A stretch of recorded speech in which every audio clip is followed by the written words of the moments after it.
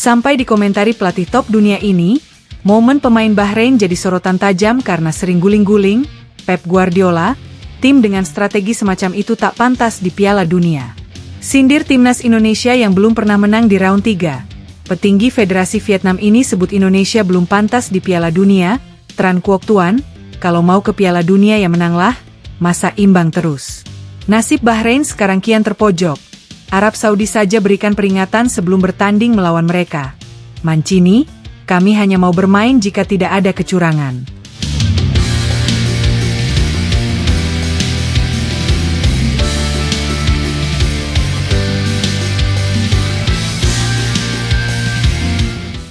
Pertandingan yang mempertemukan Bahrain versus Indonesia kemarin, nampaknya menjadi sorotan banyak orang di penjuru dunia. Bukan hanya 48 negara yang ikut andil menyiarkan laga tersebut, namun beberapa negara lainnya juga nampaknya sangat antusias menyaksikan laga yang berlangsung di kota Rifah, Bahrain International Stadium tersebut. Bukan pasal karena Bahrain, namun beberapa dari mereka menyiarkan itu karena tertarik dengan gaya main Indonesia sekarang, yang sudah mengalami pertumbuhan pesat, dan punya supporter militan yang berada di mana-mana pula. Hingga tak ayal, memang banyak negara besar di Eropa yang akhirnya meliput hasil pertandingan tersebut, walaupun memang berujung dengan kontroversi. Salah satu hal yang menarik seusai laga itu adalah, saat pelatih top dunia Pep Guardiola, akhirnya memberikan komentarnya tentang pertandingan yang berkesudahan dengan skor 2-2 tersebut. Dirinya bahkan membaca laporan dari media besar di Inggris, kalau ada tindak kecurangan yang dilakukan oleh wasit selama pertandingan itu berlangsung. Hal itu pun membuatnya sedikit melihat review pertandingan dan mencari momen-momen sang wasit berlaku curang. Selain itu, drama-drama dari pemain Bahrain juga tak lupa jadi sorotan tajam baginya. Karena setelah sempat unggul 1-0, Bahrain nampaknya sangat mudah terjatuh jika sedang duel dengan pemain Indonesia.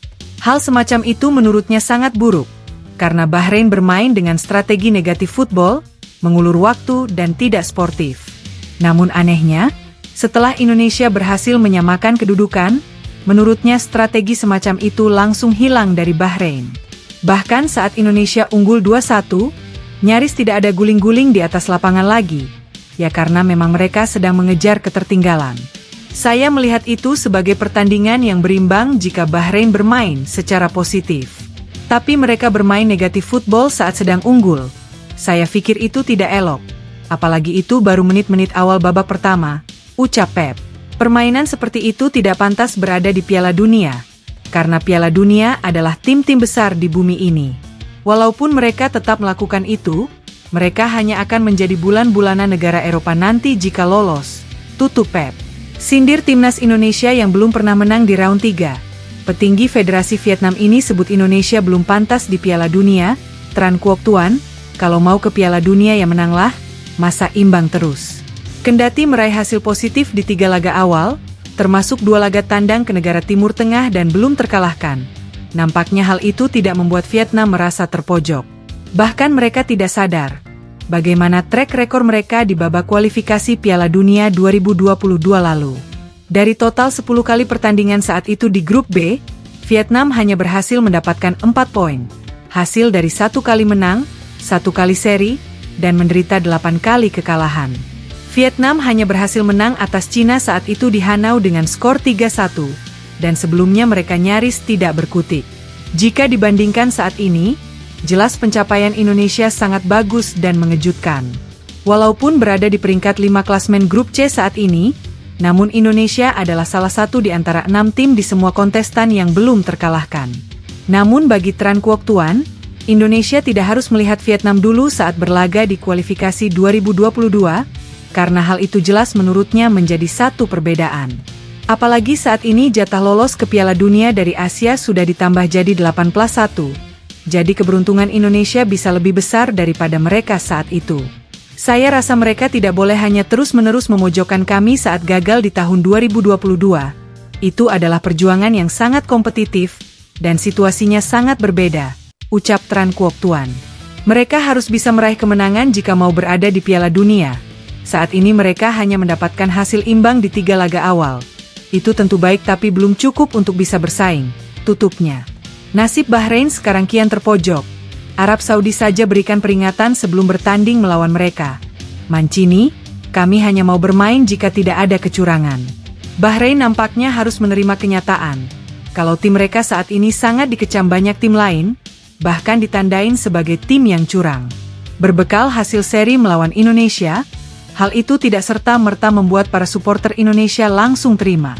Bahkan media luar yang menyoroti hal tersebut juga memberikan penjelasan yang sama, kalau pertandingan itu berlangsung sangat aneh dan di luar perkiraan.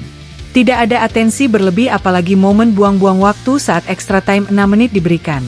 Namun wasit botak Ahmed Al-Kaf malah memberikan bonus ke Bahrain 3 menit sampai mencetak gol. Hal itu pun menjadi fokus dari Roberto Mancini, kalau khawatir tim asuhnya dicurangi oleh wasit.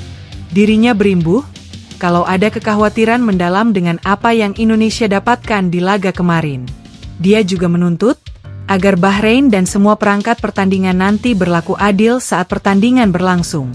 Bahrain sendiri memang akan melakoni laga tandang ke Arab Saudi hari Selasa ini, dan secara kekuatan jelas Arab Saudi memang difavoritkan untuk bisa menang.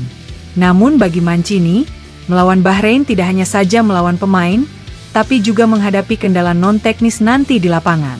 Kami tahu tentang kontroversi mereka melawan Indonesia, saya tidak mau berbicara banyak tentang itu dan kami tidak berharap hal semacam itu terjadi kepada kami, ucap Mancini.